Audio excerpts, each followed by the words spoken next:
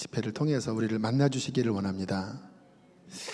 신앙생활을 해보니까 결국 답은 하나더라고요. 하나님과의 인격적인 만남이 일어나면 모든 문제는 다 풀어지더라고요. 하나님이시니까. 그러나 아무리 애를 쓰고 이것을 해보고 저것을 해봐도 살아계신 하나님과의 만남이 일어나지 않으면 그냥 인간적인 교회에서나 절에서나 성당에서나 상관없이 그냥 인간적인 것으로 끝나버리더라고요. 5년 전에 성주순례를 갔던 적이 있습니다. 여러 교회에서 이제 신청을 해서 한 20몇 명이 이스라엘을 갔었는데 그 가운데 예수님이 십자가에 못 박히셨다고 추정하는 오래된 과거라 정확하게 고정할 수는 없지만 예수님께서 못 박히셨다고 추정하는 그곳에 성묘교회라는 교회가 있었고 바위에 이렇게 틈이 생긴 십자가를 꽂았다고 하는 틈이 생긴 그곳을 이렇게 나름대로 데코레이션을 해서 사람들이 줄을 서서 그 밑에 이렇게 손을 넣는 그러한 시간이 성지순례 중에 있었어요.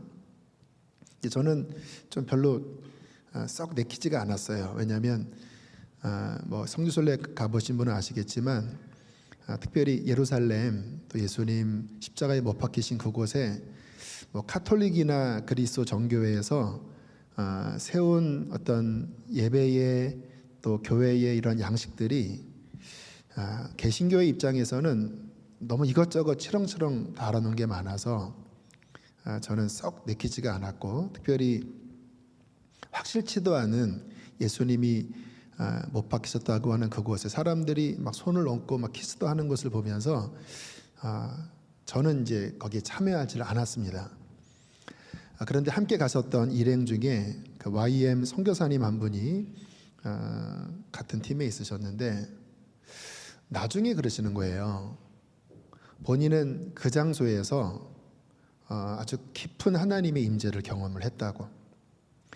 본인이 그동안 마음에서 이기지 못하는 어떤 시험 또 마음의 문제 아무리 극복하려고 애를 써도 그것을 극복할 수 없었는데 정말 사모하는 마음으로 그 홈에 그 파인 그 홈에 손을 딱 넣었을 때 하나님의 임재를 경험하면서 본인이 이길 수 없었던 그 문제를 돌파하게 되었노라고 그런 간증을 하시더라고요. 저는 좀 깜짝 놀랐습니다. 저는 아예 안 했거든요. 이상하게 느껴져서 저는 아무 일 없이 거기 지나갔는데 어떤 분은 그곳에서 주님의 임재를 경험하고 본인이 뚫을 수 없었던 어떤 내적인 문제를 돌파하는 일을 경험했어요. 차이가 뭔지 아세요? 제가 신앙생활을 해보니까 하나님과의 만남은 언제 이루어지느냐? 믿고 기대하고 사모할 때 하나님이 만나십니다. 우리가 이스라엘 역사를 봐도 특별히 예수님 당시를 보아도 주님이 오셨을 때 정말 믿고 기대하고 사모하는 곳에는 주님께서 능력을 베푸셨는데 고향 땅에서는 나사렛이라고 하는 고향 땅에서는 아무 능력을 행하지 않으신 게 아니라 할 수 없었다고 말씀하세요. 하나님이 능력을 행할 수 없었어요. 왜 그랬죠? 그들이 믿지 않음을 인하여. 그래서 신앙생활은 정말 간절하게 사모하는 그 마음의 그릇 위에 채우시는 하나님의 능력이구나. 가을에 박보영 목사님이 오신다고 하는 이야기를 들었는데 개인적으로 친분이 있어서 박 목사님 말씀도 자주 경청하고 인용도 하는데요. 박 목사님이 하셨던 그 일화 가운데 본인 아버님에 대한 일화가 있었습니다. 아마 들어본 분도 계실 텐데 아버님이 박장원 목사님이시라고 70년대 80년대 한국 강산을 정말 주름 잡던 부흥사로 주름 잡던 그런 귀한 목사님이셨는데 박보혜 목사님이 53년생, 2년생이시고요. 그분이 초등학교 때니까 60년대, 70년대 요 사이겠네요.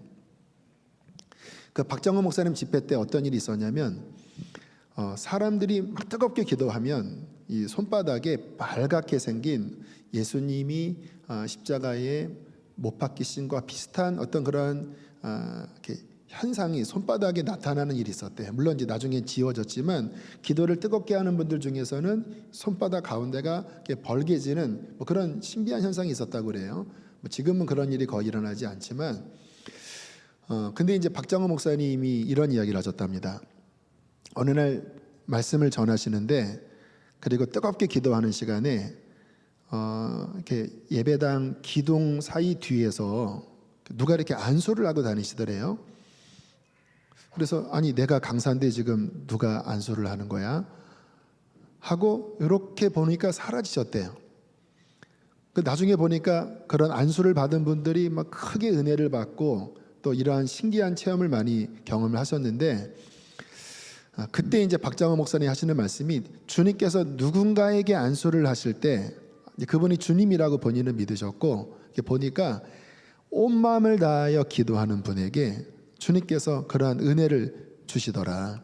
그래서 같은 장소라도 정말 사모하고 간절히 기도하는 사람들을 만나 주시는구나 라는 그런 고백을 했습니다. 저는 박정호 목사님도 아니고 한낱 부족한 목사이지만 저는 간절히 바랍니다. 이곳에 계신 한 분 한 분이 이번 이 집회 그냥 지나갈 수 있는 집회입니다. 저도 한국에서 이러한 연합 집회를 여러 번 인도해보기도 하고 또 참여도 해봤지만 그냥 지나가는 집회일 수도 있고요.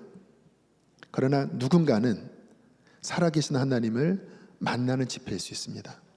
근데 그것은 무엇이 가장 중요한 핵심인가?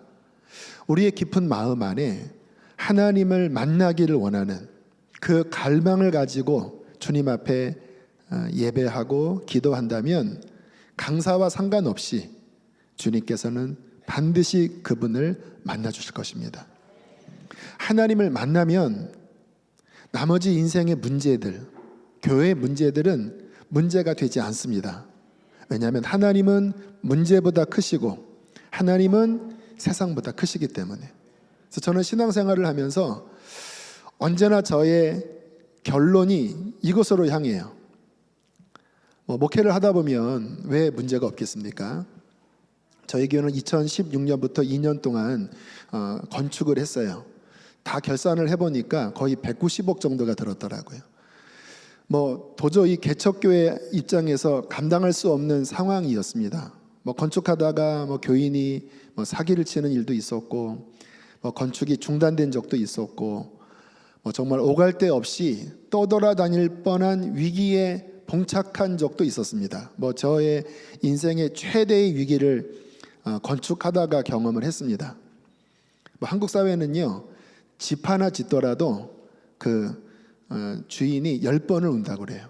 그만큼 건축 상황이 한국은 녹록지가 않아요. 거의 야생 정글입니다. 그런데 거의 200억 공사를 교인들은 어쨌든 누군가 한 사람이 끌어가는 게 아니라 여러 사람들이 하잖아요. 그러니까 정말 말할 수 없는 어려움을 겪었어요. 한 달 반에 살이 한 5, 6kg가 빠질 정도로. 근데 그런 어려움을 겪을 때마다 주님께 가서 주님을 만나면 제 마음이 이겨지는 거예요. 그 당시에 제가 했던 시리즈 설교가 돌파 시리즈 설교를 했는데 주님을 만나면 뚫어지더라고요. 근데 주님을 만나지 않으면 이 환경이 짓눌려서 이 거의 사는 게 아닌 거예요. 얼굴이 그냥 완전히 우거지 죽상에 한숨이 나오고. 근데 주님을 만나면 이겨지더라고요. 결국 그렇게 넘어서 결국 재작년 10월에 입당을 하고 지금까지 감사하게 잘 오고 있는데요. 저는 그래서 결론을 하나로 삼습니다. 하나님을 만나는 것이 진정한 복이라는 것을. 성경에 말씀하세요. 성경의 복은 물론 우리의 삶이 잘 풀리는 것도 복이지만 성경의 복은 결론은 하나입니다. 하나님과 함께하는 거예요. 광야를 간다 할지라도 하나님이 함께 하시면 그 광야가 천국이 되는 거고, 아무리 낙원에 있다 할지라도 하나님이 함께하지 않으면 그것은 낙원이 아닌 거예요.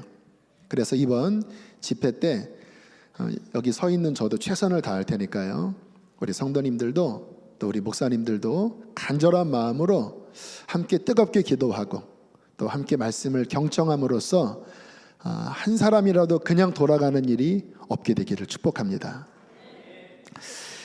자, 오늘 말씀 함께 나누겠는데요, 이번 세 번 집회, 오늘 내일 저녁 또 주일 오후 저녁 집회의 주제를 치유라는 주제로 잡았어요. 육체의 치료는 아니고요, 물론 하나님께서 치료할 수도 있겠지만 좀 영적인 의미에서의 치유에 대한 말씀을 함께 나누려고 합니다. 저는 10년 전에 2009년 하반기에 건강검진을 하다가 갑상선에 암이 있다고 하는 발견을 하고, 그 당시에 이제 암 수술을 하고 교회에서 안식월 3개월 안식월을 허락받아서 좀 하나님 앞에 깊이 기도하는 시간을 가졌던 적이 있어요. 몸이 건강한 편은 아니었지만 그래도 그렇게 몸에 지병이 있는 것은 아니었거든요. 근데 건강검진에 이 갑상선 쪽에 좀 작지 않은 3개의 종양이 있다고 하는 건강검진 결과를 딱 듣자마자 정말 마음이 쉽지가 않더라고요. 그리고 그 부위에 침을 꽂아서 조직 검사를 하고 최종 암입니다라고 하는 선고를 받을 때, 물론 이제 이 갑상선 암은 그래도 암 중에서는 그렇게 예후가 나쁘지 않아서 그렇게 걱정은 하진 않았지만, 그래도 그 검진을 통해서 제 인생의 어떤 축이 좀 흔들리는 경험을 했어요. 그리고 그 시간에 저희 신앙도 돌아보게 되었고, 지금 지나고 나서 그 당시에 그 암이 발견된 게 저한테는 참 감사한 시간이었습니다. 영적으로는 그 시간에 하나님 앞에 깊이 기도하는 시간을 가진 것이 참 좋았고, 육체적으로도 그게 만약에 발견이 안 됐으면 이 갑상선 암은 이렇게 통증이 없는 암이거든요. 그래서 건강검진을 하지 않으면 잘 발견이 안 되는 암입니다. 근데 막상 이렇게 열어보니까 암이 많이 퍼져 있더라고요. 이쪽 목에 있는 임파절에 적지 않게 퍼져 있어서, 만약에 그때 검진을 하지 않았다면 이 임파절은 다른 데로 전이되기 쉬운 곳이잖아요. 그러면 나중에 다른 몸에 전이 됐다면 아마 더 어려웠을 텐데, 그래도 늦지 않게 건강검진을 통해서 발견하고 지금은 갑상선을 다 떼내서 날마다 신지로이드를 복용함으로써 그 호르몬을 충당하고 있는데, 참 검진한 게 잘했다라는 생각을 해요. 여러분, 우리의 신앙생활도 마찬가지입니다. 우리의 신앙생활에 있어서 하나님의 말씀의 MRI로, 하나님의 말씀의 CT로 과연 나의 영혼은, 나의 믿음은 어떠한가를 반드시 검진해야 된다고 저는 믿습니다. 그리고 하나님의 말씀의 기준 앞에 내 신앙의 검진 결과를 받아들고 수술을 해야 되면 수술을 해야 돼요. 왜 이게 중요하냐면, 저는 신앙생활을 하면서 느끼는 게 육체적인 부분이나 영적인 부분이나 상당히 비슷하다고 생각해요. 여러분, 우리의 육체도 병이 있을 때 이게 드러나고 고쳐야 그 다음에 회복이 있는 거잖아요. 사람의 영혼도요, 육체와 똑같이 병이 있습니다. 영적인 암이 있고요, 영적인 당뇨병이 있고요, 영적인 고지혈증이 있습니다. 내 영혼에 병이 있는데 그 병이 발견되지 못하면 그러면 어떤 일이 벌어질까요? 영적으로 시들시들하든지 아니면 영적으로 죽는 거지요. 사람의 육체야 길어야 100년밖에 살지 못하잖아요. 그러나 우리의 속사람 영은 영원히 사는 존재잖아요. 우리의 속사람 영은 하나님과 만나는 기관이거든요. 하나님과의 만남이 일어나야 우리의 삶이 풀린다고 말씀을 드렸는데, 그 말은 곧 무슨 말이냐면 영적으로 건강해야 하나님 만나고, 하나님 만날 때 영적으로 건강해지고, 영적으로 건강해야 우리는 우리의 모든 삶을 승리할 수 있습니다.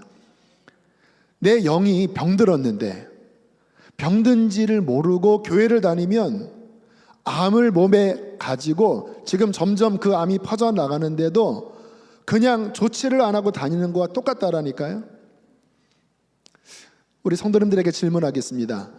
성도님들의 영혼은 건강하신가요? 성도님들의 영혼 안에 질병이 혹시 없나요? 내 영혼이 건강한지 건강하지 않은지 어떻게 분간을 할 수 있죠? 저는 이번 3일의 집회를 통하여 성령께서 하나님의 말씀으로 우리의 속사람을 살필 수 있도록, 스캔할 수 있도록 성령께서 진리의 말씀으로 역사하시기를 기도합니다. 진정한 은혜는 뭐냐면요, 그 성령의 역사로 내 속사람이 어떤지를 보게 되는 것이 은혜예요. 내 속은 병들었는데 그 병이 드러나지 않고 치유되지 않고 나는 괜찮아 하고 그냥 약 그 위에 바르듯이 속은 썩어 들어가는데 도려내지를 않고 그 위에 소독약 바르는 형태로 그렇게 봉합해버리면 그것은 진정한 은혜가 아닙니다. 저는 이번 3일을 통하여 하나님께서 우리의 깊은 내면을 다루시게 되기를 간절히 원합니다. 도려내야 될 것이 있다면 도려내지게 되기를 바랍니다. 그리고 정말 성경에서 말씀하신 오늘 그 성령의 충만한 은혜를 받는, 나의 속사람이 회복되는, 나의 속사람이 살아나는 그 은혜의 역사가 있게 되기를 간절하게 바랍니다. 자, 그래서 오늘은 두 가지를 좀 살펴볼 텐데요. 여기 계신 분들의 신앙적인 수준을 제가 모르기 때문에 그냥 그 기초부터 좀 다루도록 하겠습니다. 그래서 앞부분은 좀 나와 맞지 않는다고 생각이 드시더라도 그래도 또 몰라요.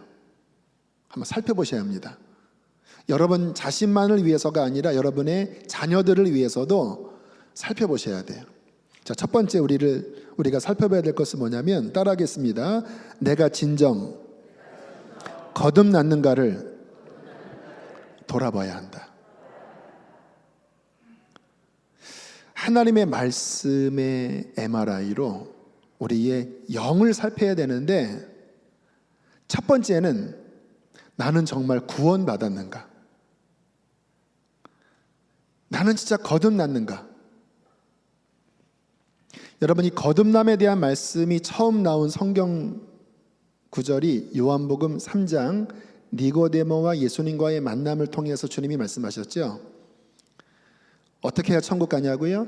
네가 성령으로, 물과 성령으로 다시 나지 않으면 하나님 나라 볼 수 없다.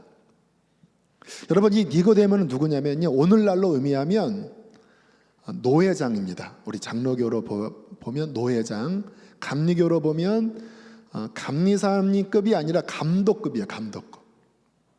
그 당시 이스라엘의 최고 의결 기관이 산헤드린 공회원이라고, 그 이스라엘 전체 70명 정도의 리더십을 뽑아서 그들이 나라의 중요한 것을 결정하게 했는데, 그들은 단순한 정치 지도자라기보다는 종교적으로, 사회적으로 덕망받는 탑 리더십이에요. 산헤드린 공회원이. 근데 니고데모가 그 분이었다라는 거예요. 니고데모는 성경을 너무나 잘 알고 있었던 분이었고, 사회에서 덕망받는 종교 지도자였어요. 그가 예수님 앞에 와서, 예수님이 워낙 기적을 많이 행하시니까 순수했나 봐요. 보통 그런 지도급에 있는 사람들은 좀 순수하지 않는 면이 있잖아요. 당신이 하나님께로부터 나지 않으면 당신과 같은 기적을 행할 수가 없습니다. 영적인 관심을 가지고 청년 예수에게 온 거예요. 지도자가. 참 겸손한 분이죠. 그 말은 뭐냐면 그는 하나님의 나라를 갈망했던 사람이었어요. 근데 주님께서 그 니고데모에게 폭탄 선언을 하는 거예요. 너는 아직 천국 못 가 그러시는 거예요. 천국 가려면 하늘로부터 다시 태어나야 돼. 네가 아무리 유대인으로서 아무리 네가 성경을 딸딸 외우고 사회에서 덕망받는 종교 지도자라 할지라도 육신에서 나온 자는 종교를 가지고는 율법을 가지고는 천국 가지 못해. 어떻게 해야지 천국 가냐면 성령을 통하여, 물과 성령을 통하여 너희의 속이, 너희의 영이 다시 태어난 중생의 경험이 있어야 하늘나라 가는 거야. 오늘 우리는 이 이야기가 무슨 이야기인지를 알지만 그 당시 니고데모는 도무지 이해할 수 없는 거예요. 하늘나라는 가고 싶은데 다시 태어나야 한다니. 그러면 나는 천국 가고 싶은데 지금 이 나이에 다시 엄마 뱃속에 들어갔다가 나와야 합니까? 참 순수한 사람이지요. 근데 주님께서 말씀하시기를 그 차원이 아니야. 종교적인 이야기 하는 게 아니야. 인간적인 이야기를 하는 게 아니야. 영적인 이야기를 하는 거야. 너희의 속이 나의 말씀과 성령의 놀라운 역사를 통하여 너희의 속에서부터 다시 태어나는 그 기적과 같은 일이 일어나지 않으면 하늘나라를 보지 못하는 거야. 너는 이스라엘의 선생이라고 하면서 그걸 알지 못하니? 구약 성경 읽어봐. 구약에 나타난 예언이 뭐야? 메시아가 오면 그 메시아는 성령을 보내줄 것이고 그 성령은 너희의 영을 변화시킨다고 했잖아. 그 일이 일어나야 천국 가는 거야. 주께서 이 어려운 말씀을 니고데모에게 하셨어요. 다시 한번 질문합니다. 여러분, 물과 성령으로 정말 거듭나셨나요? 나의 속에 있는 영이 성령의 역사를 통하여, 말씀의 역사를 통하여 내 죽었던 영의 눈이 띄어지고 정말 그 살아계신 하나님과의 만남이 내 속에 일어나서 하나님을 나의 아빠, 아버지라고 고백할 수 있고 정말 나의 중심에서 나의 예수 그리스도를 나의 주님이라고 나의 깊은 영에서 고백할 수 있는 그 영적으로 살아난 중생의 경험이 있으신가요? 저는 감리교 목사입니다. 아마 여기 감리교에서도 조금 오셨을 것 같은데요. 감리교의 창시자가 요한 웨슬레인데 그 요한 웨슬레의 회심 5월 달에 회심을 했으니까 아마 얼마 후면 그 요한 웨슬레 회심 주일이 있을 텐데요. 참 기가 막힙니다. 요한 웨슬레가 목사님 자녀예요. 본인도 목사님이었고 심지어는 아메리카 인디안 선교도 갔다 오신 분이에요. 그런데요, 이분이 선교 돌아오다가 뭐를 경험했는지 아세요? 거듭나지 않았던 것을 경험했어요. 언제? 여기 아시는 분은 많이 아시겠죠? 대서양을 건너는 그 바다 위에 폭풍이 불어서 배가 막 뒤집히려고 할 때 요한 웨슬레는 극심한 두려움에 빠졌습니다. 근데 저 배 한켠에서 모라비안 교도들이 어린아이, 부녀자들, 성도들이 함께 모여서 찬양을 부르는 거예요. 무슨 찬양인지 모르지만 평화 평화로다 하늘 위에서 내려오네, 너무나 평안한 찬양을 부르는 거예요. 본인은 죽음의 공포 속에 짓눌려 있는데 동일하게 하나님을 믿는다고 하는 사람들이 그 속에서 찬양을 하고 있는 거예요. 충격을 받았습니다. 내 믿음은 뭐지? 저 사람들의 믿음은 뭐지? 왜 이 위기 앞에 저 사람과 나는 왜 다르지? 그리고는 가서 그 기독급에 있는 사람에게 물어봤다고 합니다. 당신들은 두렵지 않나요? 우리는 두렵지 않습니다. 아니, 당신은 그래도 어른이니까 그렇지만 저기 있는 아이들은 두려워하지 않나요? 우리 중에 있는 사람은 부녀자든 아이들이든 그 누구도 두려워하지 않습니다. 천국의 확신이 있으니까요. 본인은 목회자인데도 두려움에 어쩔 줄을 몰라 했거든요. 그 다음부터 이분이 충격에 빠진 거예요. 내 믿음은 뭔가? 나중에 발견한 게 뭐냐면 본인은 마음속에 믿었던 게 아니라 머릿속의 지식이었고, 교회를 오래 다녀서 많은 교리를 배웠지만 정작 영으로 거듭난 내 속에서부터 변화된 이 영적인 생명의 역사가 있지 않았다고 하는 것을 발견한 거예요. 결국 요한 웨슬레가 막 탄식을 합니다. 예수님이 누구신지 머리로는 알지만 나의 마음 안에 확신이 없는데 누가 나에게 이 믿음을 줄까? 의지의 노력으로도 안 되고 무엇으로도 안 되는데 어찌하면 좋을까? 그렇게 목마른 심정으로 올더스 게이트라고 하는 어느 거리를 지나가다가 누군가 루터의 로마서 주석을 읽는 그 소리를 듣고 갑자기 거듭나는 일이 발견된 거예요. 참 신기한 겁니다. 여러분, 거듭남은요 기적입니다. 말씀을 듣는데 갑자기 마음속에 믿음이 생기는 거예요. 예수님이 진짜 나의 구주구나. 여러분, 선교사입니다. 모르지를 않아요. 그런데 이 올더스 게이트에서 고백했던 것은 뭐냐면 물과 성령의 초자연적인 역사를 통하여 나의 깊은 심령 속에 정말 예수가 나의 주님이신 줄을 깨닫게 되는, 마음속으로부터 진짜 고백되어지는 이 고백이 되어지면서 웨슬리가 거듭났고, 그리고 얼마 후에 놀라운 성령의 세례를 받고 이 영국 사회에 강력한 부흥운동을 일으키는 부흥운동의 기수가 됐거든요. 저는 오늘날 교회 다니는 많은 분들이 어쩌면 아직 시작도 하지 않았다고 생각하는 목사예요. 저는 이제 중학교 때부터 교회를 다녔기 때문에 교회 생활을 적지 않게 해왔어요. 그 당시 대 동기들, 선후배들, 또 제가 20살 때부터 이제 교회 사역을 시작하면서 만났던 그 수많은 교인들. 근데 너무나 안타깝게 모태신앙이고 직분이 있고 교회에서 종교적인 활동을 하지만 그것과 그 속에 정말 거듭나서 성경에서 말씀하시는 그 생명의 신앙생활을 하는 것과 차이가 있다라고 하는 것을 발견했어요. 안타깝게도 제가 이제 교회 학교 사역을 할 때 아이들 보면요, 거듭나지 않고 교회 생활을 하는 아이들이 너무나 많아요. 저는 그런 아이들에게 분명하게 이야기합니다. 너의 영이 살아나지 않았다면 너는 천국 못 가.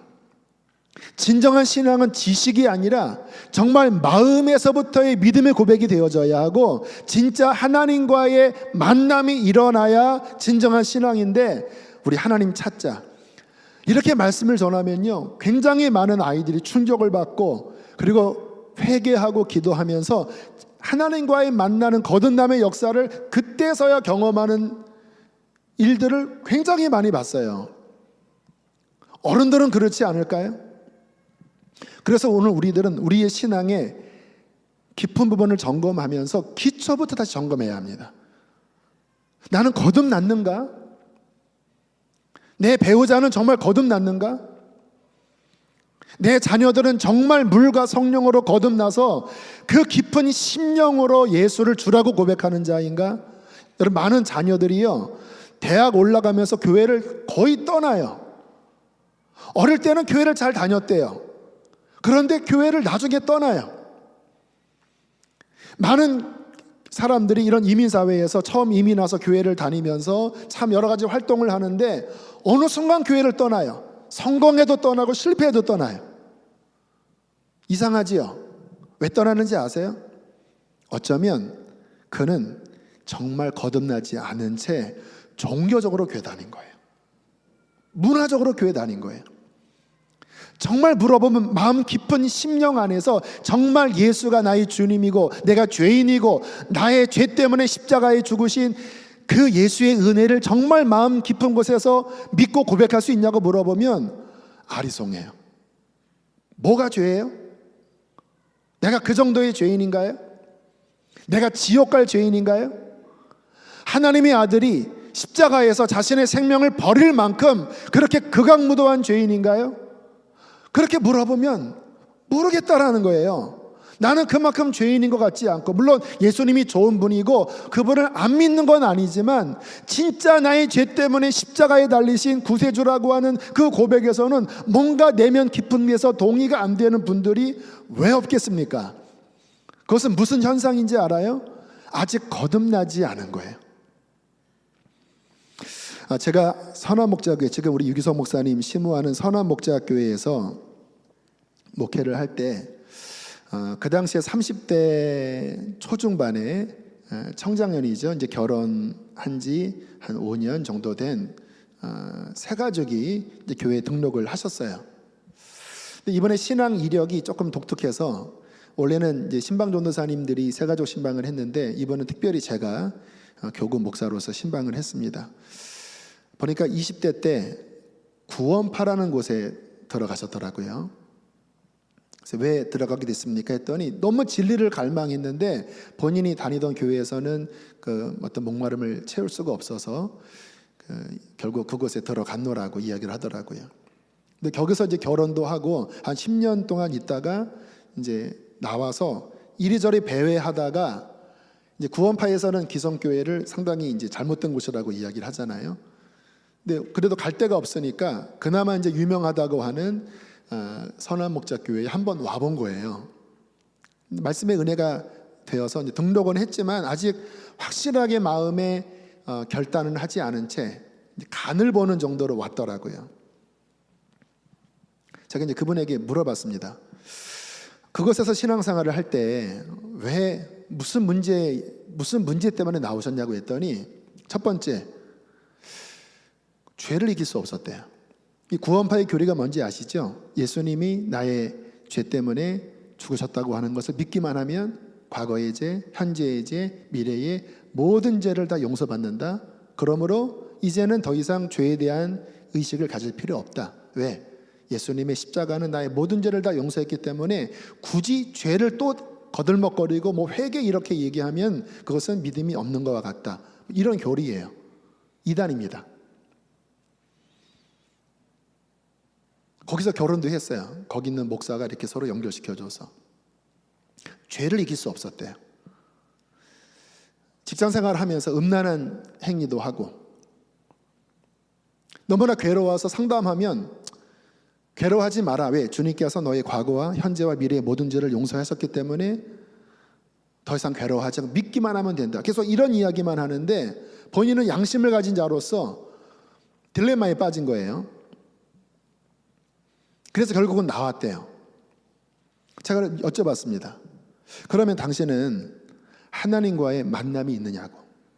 그랬더니 상당히 놀란 눈으로 저를 쳐다보더라고요. 그게 무슨 말이냐고 하는 식으로. 제가 이야기했습니다. 성경의 하나님은 살아계신 하나님이라고. 물론 육으로 하나님을 만나는 것은 아니지만 성경의 하나님은 살아계셔서 반드시 그를 만나주시는 분이라고. 신앙생활은 뭐냐? 따라합시다. 신앙생활은 살아계신 하나님과의 만남이다. 동의하십니까? 지금 저와 여러분이 만나고 있잖아요. 인격적인 만남은 이와 같이 서로 인격 대 인격의 교류를 하는 거예요. 하나님은 살아계신 하나님이니까 반드시 만나야 한다. 그분 만나지 않으면 그 신앙은 가짜일 수 있다. 그랬더니 어떻게 만나냐요. 제가 그때 읽었던 말씀이 오늘 본문입니다. 성경을 보면 너희가 각각 회개하고 예수 그리스도의 이름으로 세례를 받고 죄 사함을 받으라. 그리하면 성령의 선물을 받으리니. 성령을 선물로 받으리니. 이 마지막에 나오는 이 성령의 선물을 받는다고 하는 게 성령님이 하나님의 영이잖아요. 하나님과의 만남은 성령을 통해서 일어나는 거잖아요. 그러니까 분명히 베드로가 첫 번째 했던 설교의 결론은 하나님과의 만남이다. 근데 하나님과의 만남은 어떻게 이루어지느냐? 예수 그리스도를 믿을 때. 그런데 예수 그리스도를 믿는다고 하는 의미는 무엇이냐? 회개할 때. 회개할 때 예수 그리스도를 주로 믿게 되고, 회개와 예수를 믿는 믿음이 정상적으로 일어날 때 성령을 통하여 하나님과의 만남이 일어나는 것이다. 제가 물어봤습니다. 회개한 적이 있느냐고. 없대요. 구원파에서는 회개를 하지 못하게 한대요. 믿기만 하면 끝나는 것으로 이야기한대요. 제가 그래서 그게 문제라고 그랬어요. 회개도 하지 않은 채 어떻게 믿음이 됩니까? 예수님의 첫 번째 설교가 제목이 뭔지 아세요? 하나님의 나라가 가까웠으니 회개하고 복음을 믿으라. 여러분, 내가 이리로 가다가 반대 방향으로 가려면 돌이켜야 되잖아요. 그렇죠? 그래야 반대 방향으로 돌이켜야 목적지를 갈 수 있잖아요.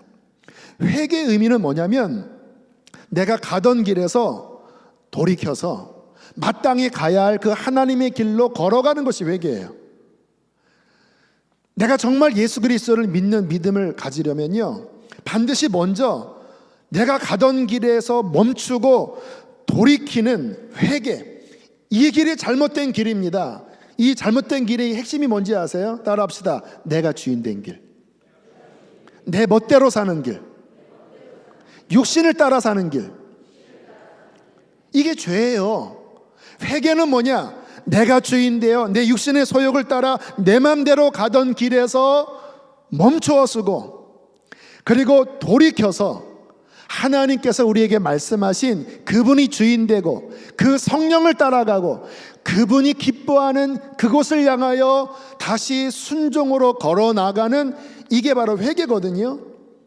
이 회개가 분명할 때 이 가운데 예수 그리스도의 피가 뿌려져서 죄사함을 받고, 그리고 예수를 나의 주님으로 믿게 되어서 이제 그 다음 성령을 따라가는 삶으로 바뀌어지는 거거든요.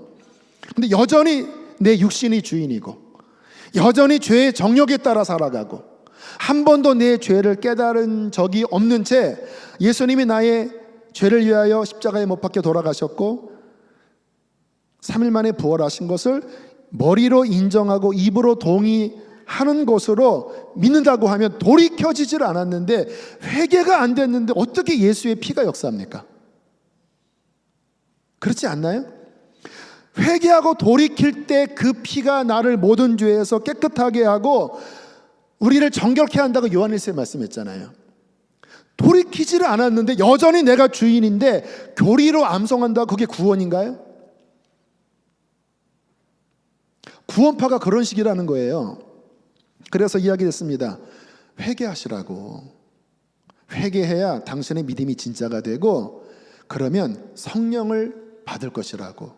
그래야 당신이 죄를 이길 수 있다고. 그때는 이분이 이제 굉장한 어떤 마음에 부딪힘이 있었나 봐요. 그래서 제가 그분을 1:1 양육을 했습니다. 보통 다른 분들은 이제 교인들이 새가족과 함께 연결해서 10주 동안 양육을 하는데, 이번에 케이스는 일반 교인들은 다룰 수 없어서 목사인 제가 양육을 하기 시작했어요. 한 5가쯤 됐을 때 얼굴이 바뀌어서 왔더라고요. 제가 좋은 일이 있나 그랬더니 고개를 끄덕거리더라고요. 만나셨나요? 했더니 만났다라는 거예요. 하나님을 만났다라는 거예요. 어떤 일이 벌어졌습니까? 이제 본인이 이분이 외제차 딜러였는데, 이제 차를 타고 가기 전에 그 차 안에서 기도를 했대요. 아무래도 뭐 집에서는 기도하기 쉽지 않으니까 회개를 했대요. 하나님 앞에, 주님, 무엇을 회개해야 될지 모르겠습니다. 그렇게 간절히 기도를 하는데 성령께서 아내에 대하여 회개할 것을 깨닫게 하시더래요. 이번에 갈등이 뭐였냐면, 이 구원파에서 사랑하지 않는 어떤 여성과 그 위에서 강제 결혼을 시킨 케이스더라고요. 이 자매가 약사였는데 본인이 별로 좋아하지 않은 거예요. 그래도 위에서 시키니까 결혼을 했는데, 사랑하지 않으니까 이제 가정 안에서 막 윽박 지르기도 하고 막 뭐라고도 하고, 또 성적인 욕구가 채워지지 않으니까 이제 바깥에서 그런 음란을 풀었겠죠. 성령께서 그 죄를 지적하시면서 네가 아내에게 했던 폭언들, 학대, 이런 것들을 회개하고 아내 앞에 무릎을 꿇고 빌어라. 갑자기 이러한 감동을 주신 거예요.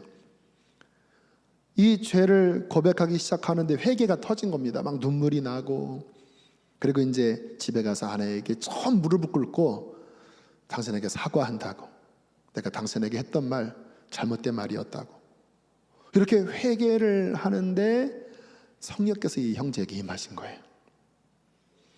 그리고는 그 차 안에서 방언이 터지고, 그리고는 놀라운 변화가 일어나서 가정이 회복이 되고, 그러니까 아내가 얼굴이 밝아졌더라고요.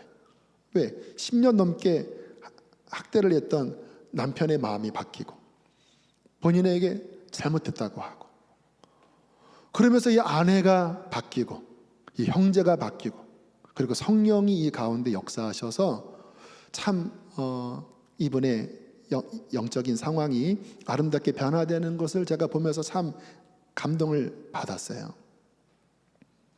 여러분, 어떤 분들은 교회를 다니면서 죄가 뭔지를 못 느끼는 분들이 계세요. 물론 도덕적으로 선한 사람이 없으니까 잘못했지 이 정도는 인식을 하더라도요, 정말 가슴 깊은 곳에 나의 죄가 뼈저리게 깨달아져서 통곡할 수밖에 없는, 내 가슴을 찢을 수밖에 없는 그런 회개가 안 된 분들이 교회에 계셔요. 혹시 이 가운데 그런 분들이 계시다면 점검하십시오.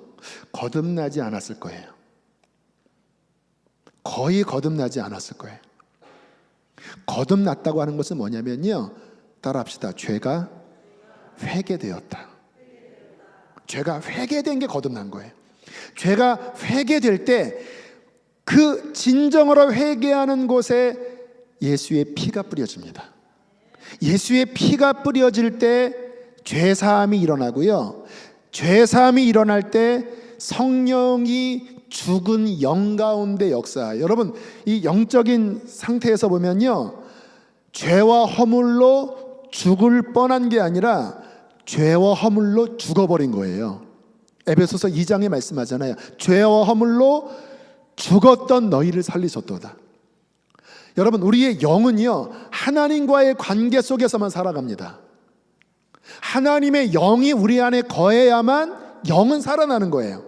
그런데 죄로 말미암아 하나님과의 관계가 끊어지면 영은 죽음과 같은 거예요.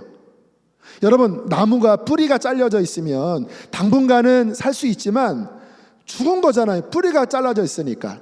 우리의 영의 뿌리는 하나님이거든요. 하나님의 영이거든요. 근데 죄로 말미암아 이게 단절돼 버리면 살아있는 것 같으나 죽은 거예요. 그러니까 사람들의 영적인 현실은 뭐냐면요, 영이 죽어서 태어납니다. 왜? 원죄 때문에 하나님과 끊어진 상태에서 육만 가지고 태어난 거예요. 왜 복음이 중요한가? 예수 그리스도의 은혜의 복음이 우리에게 들려졌을 때 그 죄가 깨달아지고 죄를 회개하면 예수의 십자가의 피가 그 죄 가운데 뿌려졌을 때 죄가 용서함 받게 되는 것입니다. 죄가 용서함 받으면 어떤 일이 벌어지나요? 성령이 그 안에 역사하여 죽었던 영을 살리는 거예요. 이게 부활의 역사입니다. 이게 성경의 맥락을 보면요, 예수님의 부활은 단순히 예수님의 부활이 아니라 예수님이 살아났을 때 죄와 허물로 죽었던 자들을 함께 일으키시는 거예요. 그게 에베소서 2장의 말씀이거든요. 영적으로 죽어 있었죠. 그런데 정말 회개하고 예수를 믿으면 예수를 살리신 그 부활 생명이 우리 속에 역사하여 죄와 허물로 죽었던 우리의 영을 살리면서 일으키시면서 하나님을 나의 아빠라고 고백하게 만드시고 예수를 나의 주라고 고백하게 만드시고 이 안에 성령이 거하시면서 놀라운 생명의 변화의 역사를 이루시는 것입니다. 할렐루야. 이게 진정한 기독교의 시작이에요. 그런데 내가 교회를 다니면서도 한 번도 내 죄를 인식한 적도 없고 진정한 회개를 한 적이 없다면 머리로 알고 있는 지식은 구원법과 다를 게 없는 거예요. 이 가운데 그러한 분이 있다면 여러분, 아직 늦지 않으셨어요. 정말 회개하고 예수 그리스도의 십자가의 은혜를 알도록 정말로 기도할 때 성령께서 여러분의 심령을 밝혀주실 것입니다. 성령의 역사로 정말 회개가 터지게 하실 거예요.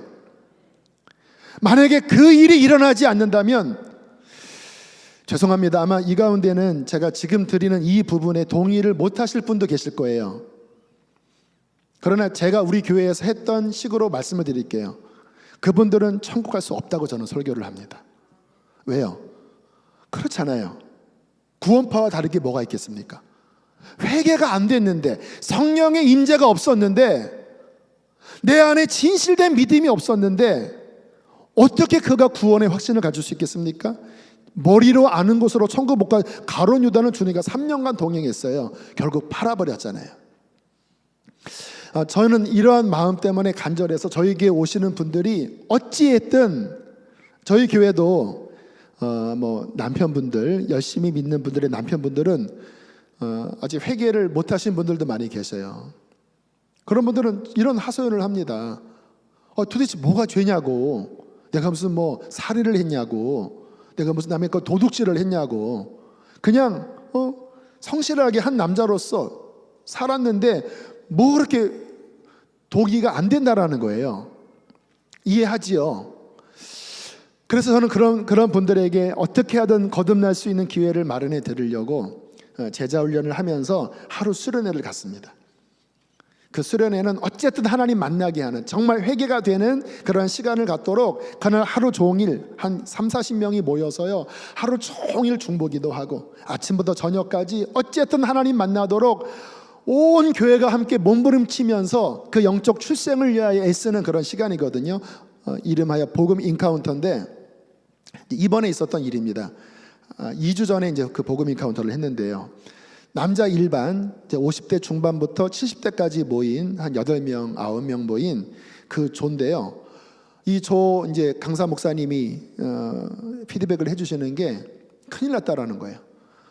제자 훈련을 하면 본인은 죄인 아니라고 하고, 막 열심히 하나님 위해서 헌신하는 분들 보면 그거 너무 과하다고 하고, 이렇게 반응을 한다라는 거예요. 어떻게 하면 좋냐고. 더더라 복음 인카운터 마지막 시간은 막 1시간 반 동안 막 통성기도하는 시간을 갖는데, 거듭나지도 않았는데 무슨 기도를 합니까? 그 반이 막 가관이었습니다. 막 기도할 때 막 팔짱 끼고 있고요, 막 옆에 나가서 막 왔다 갔다 하고 있고요, 막 돌아간다고 하고요. 근데 마지막 다 끝났을 때 목사님이 하시는 말씀이 기적이 벌어졌다고. 오전까지만 해도 팔짱 끼고 무슨 죄가 있냐고 그러고 막 영적으로 완전히 죽어있던 사람이 점심 지나가면서부터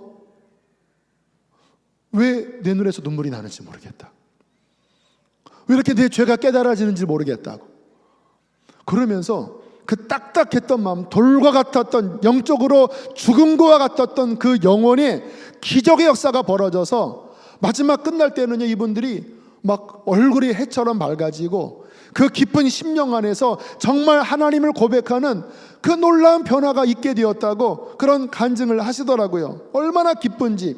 저는 제가 왜 오늘 말씀에 이 부분을 다루냐면요, 이미 구원받은 분들, 아마 인터넷 설교 들으신 분들이 많이 오셨을 거예요. 그런 분들이야 어쨌든 신앙생활 잘 하세요. 그러나 한 분이라도 지금 이 시간 말씀드린 내가 아직 아닌가라고 깨달은 분이 있다면 저는 그 깨달음이 정말 중요하다고 생각하는 거예요. 왜요? 진단이 돼야 암입니다라고 알아야 수술을 할 것이 아니겠습니까? 저도 이 회복의 과정이 쉽지 않았어요. 다 이 갑상선을 반만 떼낼 수도 있었는데 저는 너무 상태가 안 좋아서 전절제를 하고요, 이것 때문에 제 아내도 힘들어하고요. 진단을 정확하게 받았으니까 수술을 한 거 아닙니까? 만약에 내가 아직 아니라고 인식해야 되는 분이 계시다면 인식을 해야 합니다. 나는 아직 회개를 한 적이 없어. 나의 깊은 중심에서 아직 예수님이 믿겨지질 않아. 천국, 지옥, 십자가, 부활, 아직 내 안에 확신이 들지 않아. 거듭나지를 않은 거예요. 아직 죄 가운데 있는 거예요. 아직 살아나지를 않는 거예요. 어떻게 해야 됩니까? 회개하십시오. 주님 앞에 회개 은혜를 구하십시오. 이번 3일의 집회 가운데 정말 사모하는 마음으로 하나님 앞에 나간다면 성령께서 그의 은혜의 역사로 우리의 죄를 깨닫게 하시고 회개의 눈물의 역사를 주셔서 정말 십자가가 믿게 되는 놀라운 은혜를 부어주실 것입니다. 이게 첫 번째 점검해야 될 부분이고요. 두 번째입니다. 따라하겠습니다. 거듭났지만 영적으로 잠이 든 경우. 두 번째 점검해야 될 영적인 스캔입니다. MRI 찍으셔야 돼요. 지금 저는 거듭남이 정말 중요하다고 생각하지만 거듭남보다 더 힘든 것은 뭐냐면 살아있는 신앙을 유지하는 거예요. 저는 사도 바울이 마지막 죽기 전에 했던 고백을 늘 마음에 기억합니다. 디모데후서 4장에 사도 바울이 뭐라고 고백하냐면 내가 선한 싸움을 싸우고 믿음을 지켰으니라고 고백을 해요. 여러분, 사도 바울의 마지막 고백이 믿음을 지켰다고 하는 고백이에요. 좀 이해가 안 되지 않나요? 신약 성경의 가장 위대한, 아니 기독교 역사의 가장 위대한 인물이에요. 그럼 믿음 지키는 거는 가벼운 것 아닙니까? 근데 마지막 유언 같은 고백이 뭐냐면 나 믿음 지켰어. 이 믿음을 지키기 위하여 치열한 싸움을 싸웠는데 그 싸움에 지지 않았고 나는 드디어 믿음을 지키고 이 순결한 마음으로 이제 곧 하나님 앞에 갈 거야. 이제 멸관이 내 앞에 기다리고 있어. 내가 실패했다면, 이 믿음을 지키지 못했다면 이 멸관을 못 받았을 텐데 나는 이 선한 싸움을 끝까지 싸워 이겨서 이제는 이 멸관을 받을 수 있어. 이 고백을 하는 거예요. 저는 이 고백의 의미가 무엇인지 시간이 흐르면 흐를수록 절감하고 있는 크리스찬입니다. 저는 이른 나이에 성령을 경험을 했고 그리고 이른 나이에 사역을 시작을 했어요. 근데 참 어려운 게요, 살아있는 믿음을 지키기가 너무 어려운 거예요. 여러분, 거듭남은 영적 생활의 시작이거든요. 죽었던 영이 깨어나면서 하나님과의 이 관계 속에서 이 영이 하나님과의 살아있는 관계 속에서 성장하는 게 살아있는 신앙생활이에요. 주님께서 요한복음 15장에 뭐라고 말씀합니까? 네가 내 안에 거하고 내가 네 안에 거하면 열매를 맺는다. 나는 포도나무고 너희는 가지다라고 말씀을 하잖아요. 한번 상상을 해보세요. 진짜 신앙생활은 예수님이라고 하는 포도나무 원줄기에 우리는 가지가 붙은 거예요. 사도 바울은 이것이 접붙임되었다고 말씀해요. 원 가지가 아니라 접붙임된 거예요. 네가 내 안에 붙어 있고 내가 너와의 바른 관계 속에서 진액이 흐르면 열매를 맺는다고 그랬잖아요. 근데 이거는 무슨 의미일까요? 포도나무이신 예수님과 우리와의 이 관계가 건강하고 정상적인 관계가 돼야지만 진액이 흘러요. 주님께서 뭐라고 경고하셨냐면 만약에 이게 문제가 생겨서 단절되면 끊어진다. 그러면 사람들이 이 가지를 모아다가 불에 던져 사른다. 신앙은 뭐냐? 내 안에 끝까지 거해라. 이걸 방해하는 게 있습니다. 육신, 죄, 세상, 사탄. 못 구하도록 얼마나 치열하게 방해하는지 몰라요. 영적 싸움입니다. 사도 바울이 이 싸움을 싸웠다라는 거예요. 제가 신앙생활 해보면요, 하루의 기도를 쉬어도요 영적으로 휘청거려요. 여러분 안 그러세요? 기도는 영의 호흡이라고 하잖아요. 호흡은 3분 넘어가면 기절하고 5분 넘어가면 이제 뇌가 파괴되기 시작하면 죽는 거예요. 하루 음식을 먹지 않으면 힘이 없어요. 3일 안 먹으면 어지러워요. 일주일 안 먹으면 누워 있어야 돼요. 주님과 나와 이 관계를 유지하기 위해서 아침에는 기도가 되는데요, 저녁이 되면 기도가 안 돼요. 왜 안 되는지 아세요?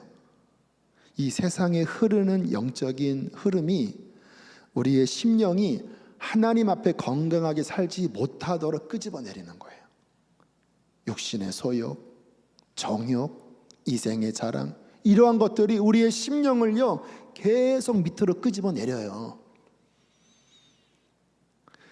그것을 거슬러서 주님 안에 붙어 있고 그분과 나와 건강한 막힘이 없는 이 관계를 유지한다고 하는 것은 너무 어려워요.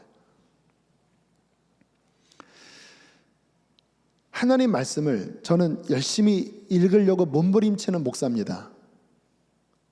왜냐하면 하나님 말씀을 먹지 않으면요, 저는 영적으로 허기져요. 그러니까 정말 배가 고파지는 느낌을 제 영이 느껴져서 말씀을 읽지 않으면 힘이 없더라고요. 그래서 어찌했든 아침에 일찍 일어나서 기도하고 성경 앞에 몸부림을 쳐요. 이 말씀이 열려서 제 영혼에 채워져야 하루가 그래도 힘있게 사라지더라고요. 근데 이게 안 되면요, 제 이 속이 막 메가리도 없고 막 방황합니다. 제가 아까 건축 어려움 이야기했죠. 말할 수 없는 풍랑 속에 들어갔었거든요. 근데 어떻게 이겼냐면 기도로 하나님 붙잡고 매일 하나님 말씀 앞에 몸부림쳐서 이 주님과의 소통이 유지가 되니까 이겨졌어요. 근데 만약에 이게 안 됐으면 많은 분들이 건축하다가 이 병이 생기는 경우가 있더라고요. 왜냐하면 너무 스트레스를 많이 받으니까 저도 한 달 반 만에 5kg가 빠졌을 때 이거 몇 달 더 넘어가면 나도 병 생기겠다 할 정도였거든요. 근데 신기한 거는 하나님과 나와의 관계가 유지되니까 성령의 능력으로 이겨졌거든요. 근데 이제 건축 끝나고 지금 1년 6개월이 됐습니다. 감사하게 교회는 계속 부흥을 하고 있고 목회도 상당히 안정됐어요. 근데 문제는 뭐냐면 제 심령이 예전처럼 간절해지질 않는 거예요. 그때 어려웠을 때는 정말 엎드리면 주여밖에 나오지가 않았는데 그렇게 간절해지질 않는 거예요. 간절해지지 않으니까 제 안에 여러 이상한 육신의 욕구들이 스물스물 독버섯처럼 올라오는 거예요. 요즘 저는 내면적으로 치열하게 싸웁니다.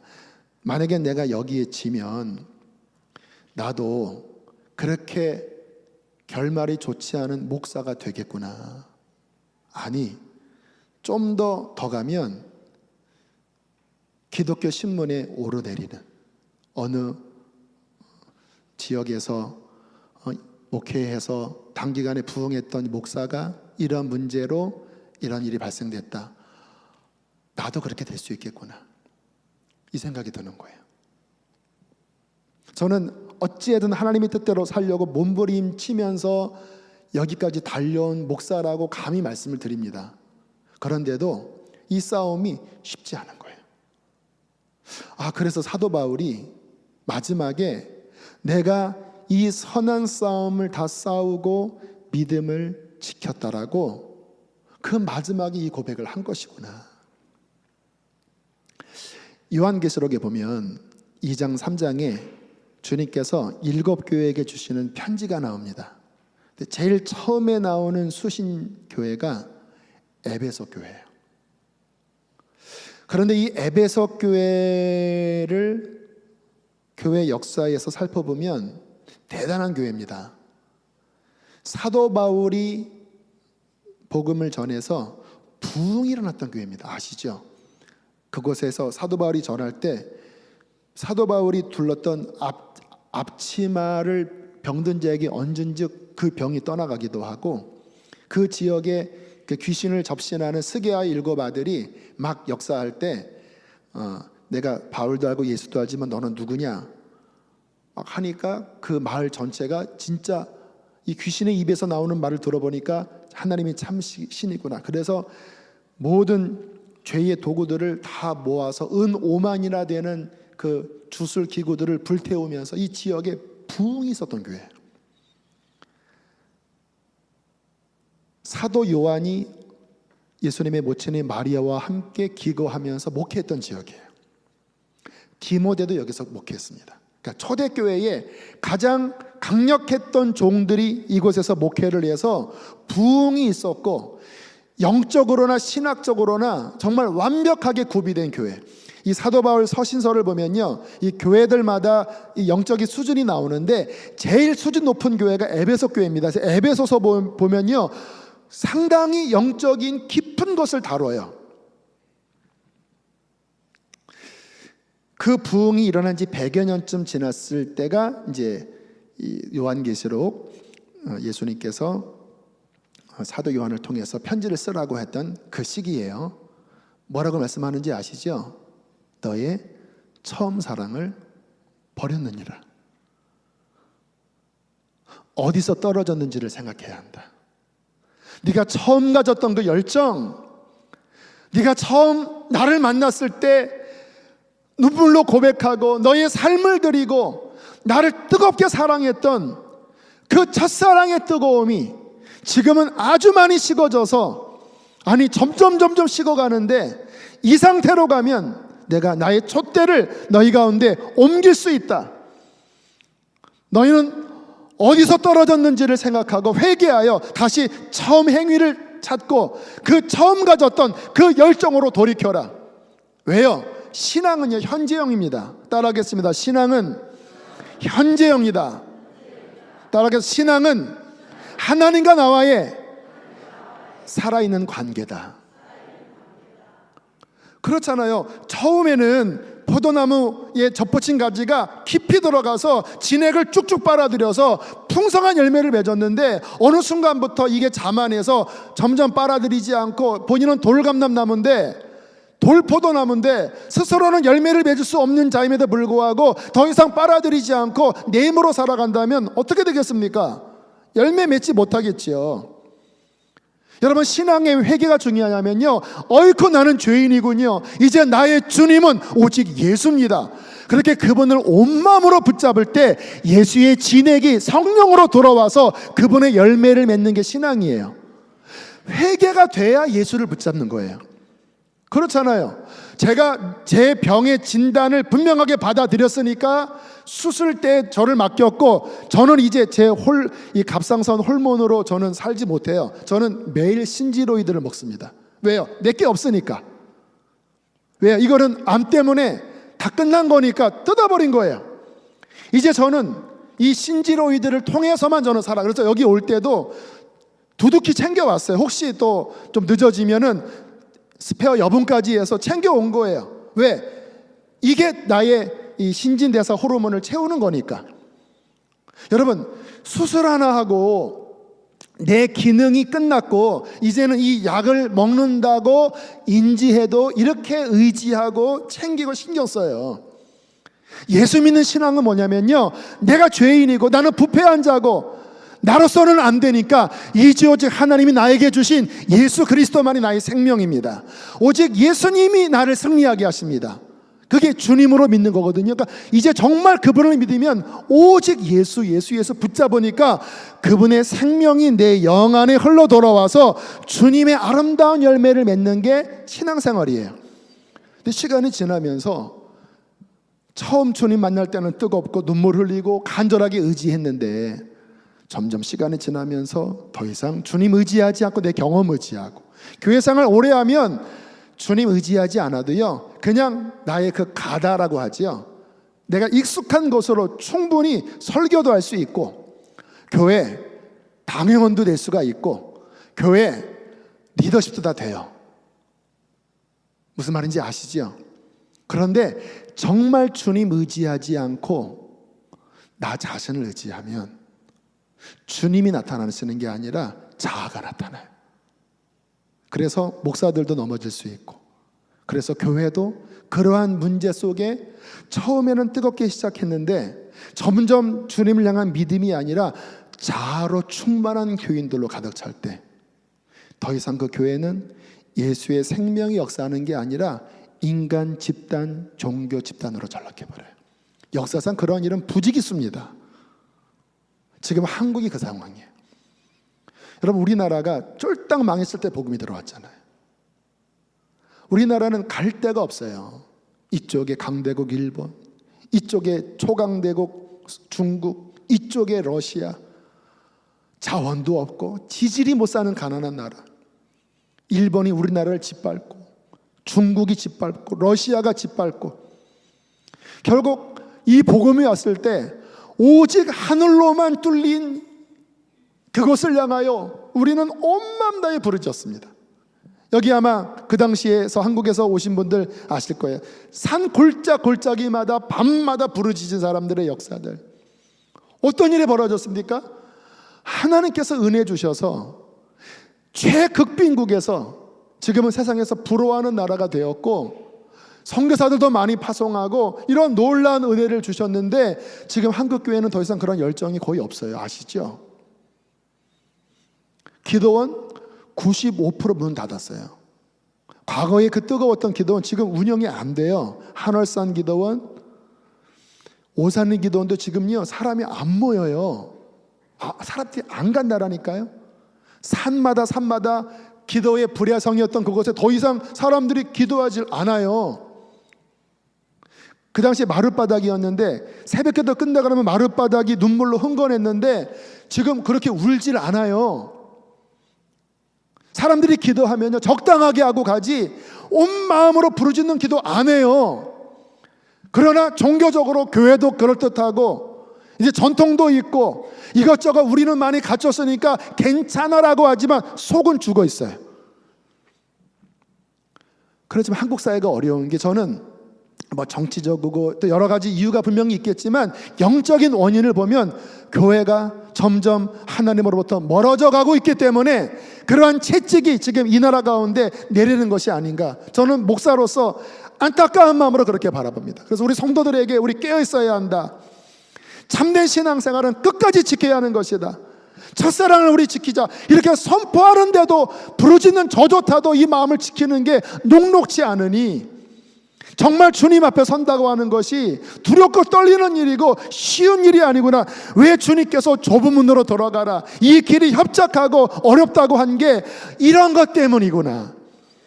사랑하는 성도 여러분, 우리의 믿음을 점검하셔야 합니다. 첫사랑을 지키고 계십니까? 기도할 때마다 그 살아있는 기도, 그 뜨거웠을 때의 기도가 유지됩니까? 아니면 지금은 기도가 메가리가 없고 성경을 읽고 싶어도 성경이 안 읽혀지고 그냥 드라마 앞에서만 앉아있는 그런 영적으로 나태한 가운데 있다면 회개하셔야 합니다. 주님께서 촛대를 옮길 수가 있어요. 처음 사랑을 잃어버리면 주님께서 반드시 징계하시고 반드시 채찍을 드십니다.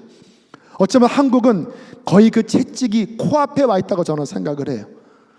저는 한편으로는 차라리 그렇게 맞고 하나님 앞에 얽히 회개하고 다시 심령이 회복되는 게 더 이 나라가 복되겠다.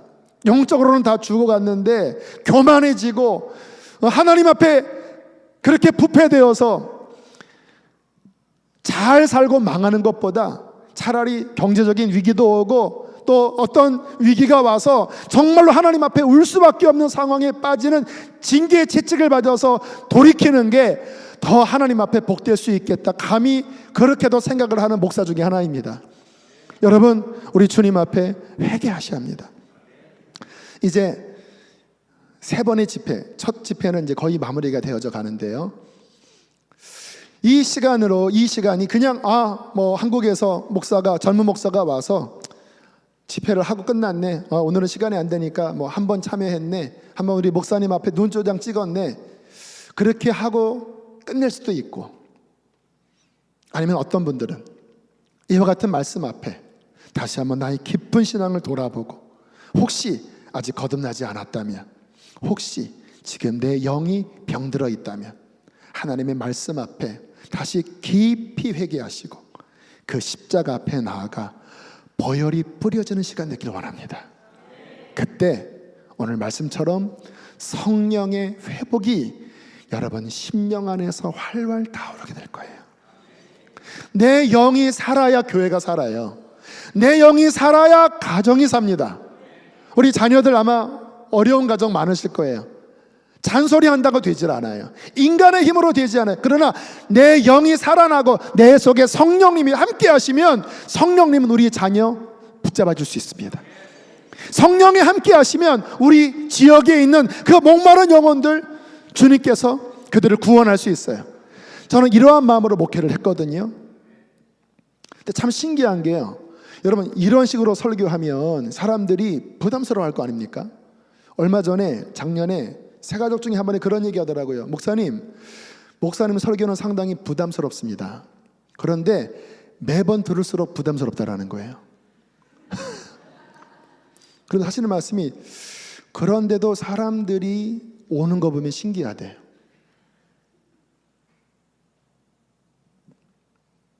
왜 저는 왜 전할 수밖에 없는지 아세요?